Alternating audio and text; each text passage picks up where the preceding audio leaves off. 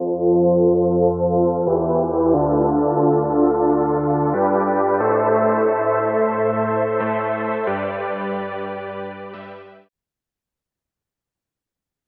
there, it's Stephanie Shea, astrologer with Jan Spiller Astrology, and I've got your March 2025 astrological overview. Wow, March is one of the most astrologically active months of the year with two eclipses and two inner planet retrogrades. I think it's going to create a bit of a tense atmosphere. We're going to feel imminent change is upon us. Yet the message from both Mercury and Venus retrograde is to review the past.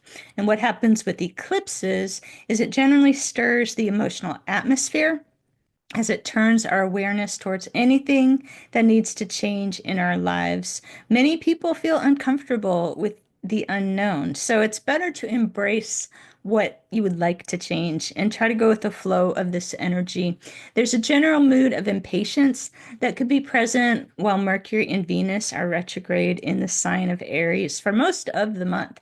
Now, don't let that get you too worked up because we do have a peaceful vibe coming from the North Node in Pisces in a conjunction with Neptune. Last month, the North Node moved into Pisces, and that really brings the spiritual energy that we have so needed on our planet, and it's in effect for the next year and a half. And currently, Neptune is finishing its journey through Pisces for a long time in our lifetimes. And it's meeting up with the North Node. This is going to help amplify these messages of peace, oneness, and faith in a higher power. And as we're grappling with any feelings of anxiousness and wondering where to best direct our thoughts and actions, we can turn to the calming influence of Pisces to create more flow in our lives. There's going to be some magic and beauty available to us when we're summoning it into our lives. Now, let's talk more about some of these mystical influences of Neptune and the North Node. Neptune is the ruler of the Pisces as well as the ruler of the spiritual realm. So when it combines power with the North Node in Pisces, we're being guided towards our natural instincts to create peaceful outcomes. Remember, the North Node in the sky is showing us what's going to feel more successful and easy for the whole planet, just as a North Node in someone's birth chart points you towards energies that are going to be more peaceful and successful for you individually.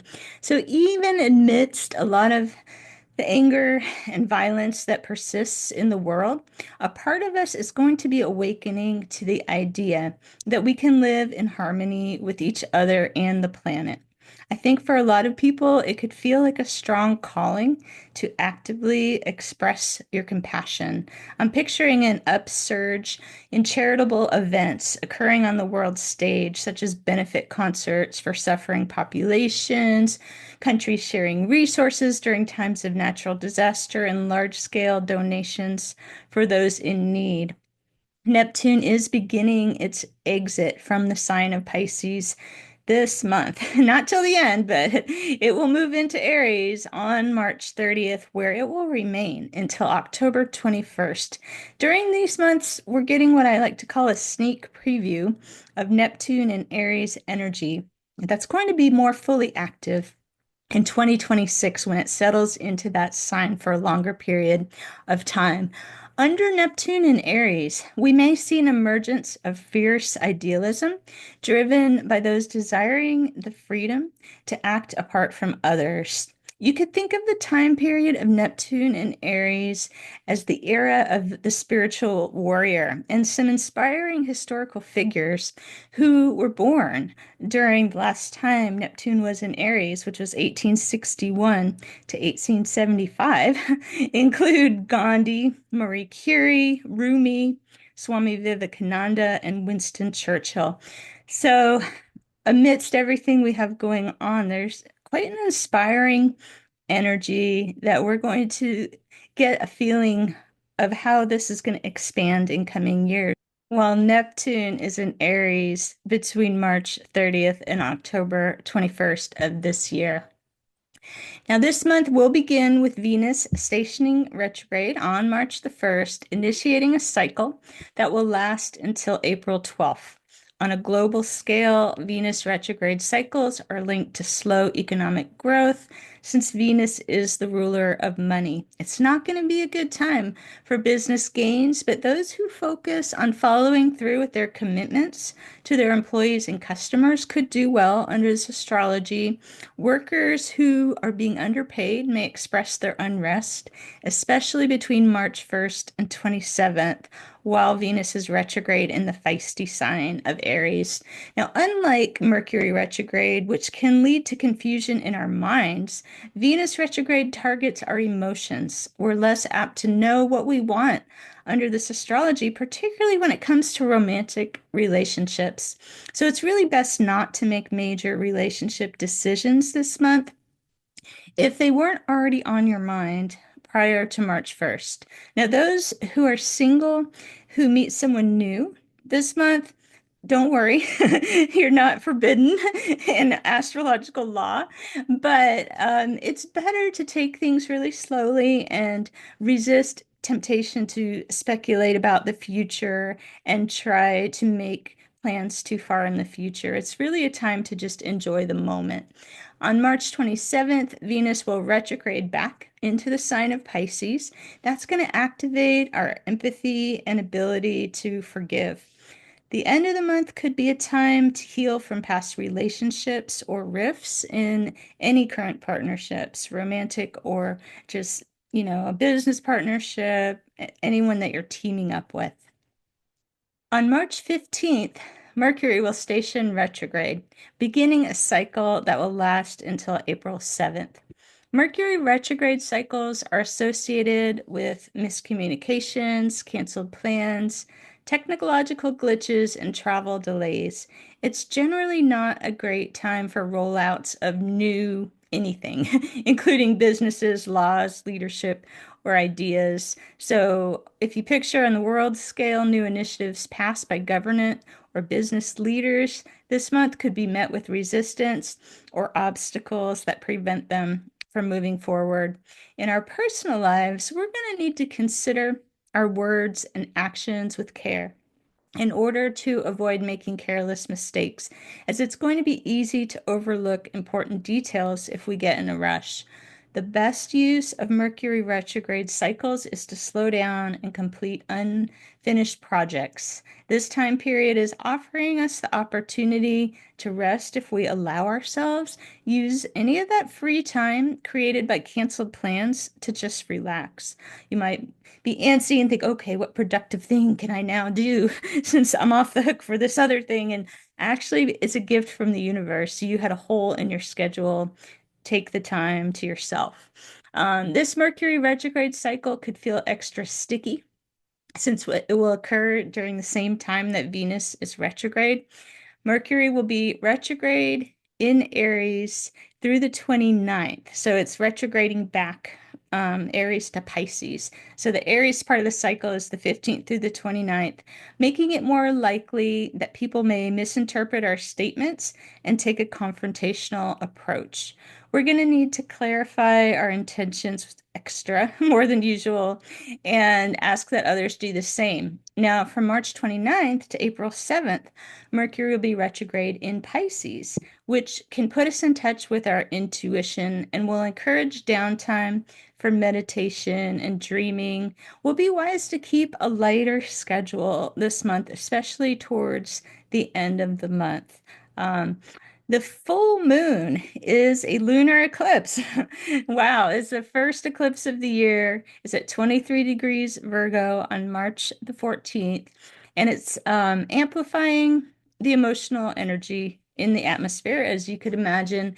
It's going to highlight where we've been overly critical of ourselves or others. That's that Virgo energy. Lunar eclipses often show us something we haven't been able to previously see accurately.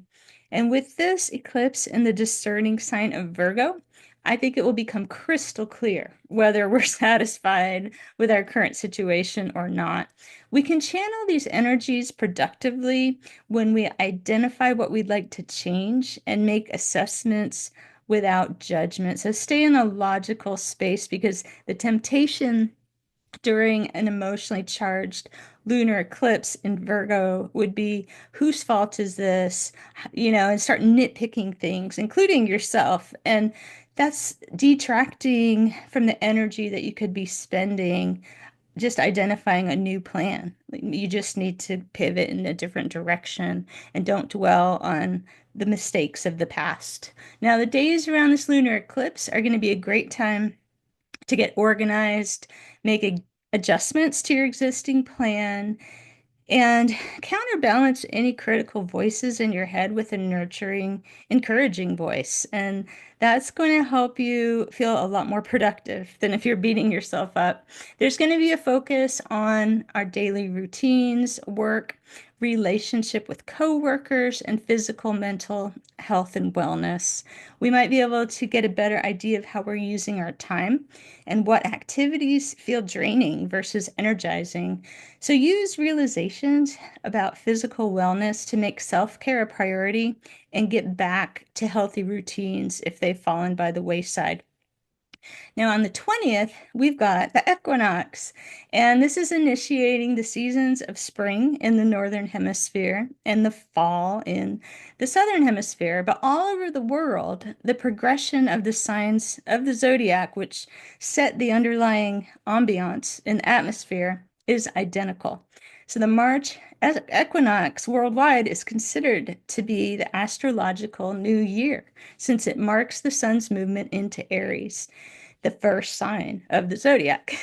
So at this time, we're ready to plant new seeds that will determine our year ahead, as well as impact the rest of our lives. And it's time for self-assertion, individuality, and going our own way to achieve the aims that are close to our hearts. According to Jan Spiller in her writings that we preserved, the best uses for this equinox time of the year is be willing to explore new horizons, take trips, and try new things. Be aware of your finances and what you can do to increase or stabilize them. Go out and about and socialize to gain a greater understanding of how society thinks and to gain information and new social connections that can make your life better in the times ahead. Be willing to stretch your capabilities and learn more about yourself in these months ahead, which are between now and when we have the solstice in June and the sun's ingress into Cancer, which will be this year on June 20th. Now, March 29th is our second eclipse of the year and of the month of March, and it is a new moon solar eclipse in the sign of Aries. This makes it the single most powerful new moon of the year.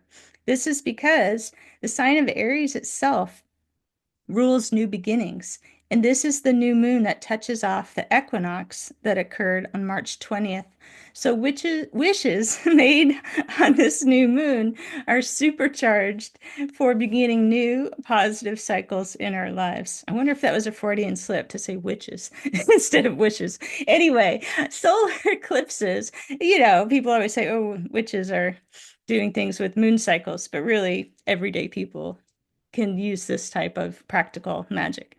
So solar eclipses are high-powered new moons that initiate a 6-month cycle of change and growth. This Aries solar eclipse is activating our enthusiasm for a personal goal and need for independent accomplishment. During the next 6 months, we'll all be learning the importance of doing things for ourselves and maintaining our personal strength in order to show up more effectively in our relationships. Now, given that the energy is shifting at this time and we're getting through retrograde periods, we will probably see the results of our intentions unfolding as we move through May, June, and July. In fact, we may end up reviewing some of the intentions we wrote down at this eclipse in May after we clear the end of the retrograde season, should we say, of March, and maybe realize that we want to fine tune or tweak our vision in some way. But it's really crucially important to write out our wishes, as Jan called them, and every new moon, and especially a new moon eclipse and a high-powered one like this one that's in the sign of Aries. It's basically the astrological new year. So I know I mentioned the equinox also being the astrological new year. I kind of count them both. So see what works for you. But the first new moon of the year in Aries to me also feels like a notable new year event. They sort of work hand in hand. So I hope that you can make the most of all this astrology this month. Maybe practice some relaxation techniques, some deep breathing if it feels like a lot is going on all at once. We are actually supposed to be slowing down still this month, even though there's probably going to be some exciting opportunities, getting our minds going. And when I give the report next month, we can talk more about the energies of April, but just know that the second half of April is a really good time to finally move forward once we are out of the inner planet retrogrades. Have a great month of March. Be safe and be well, and I will see you back here for your April forecast.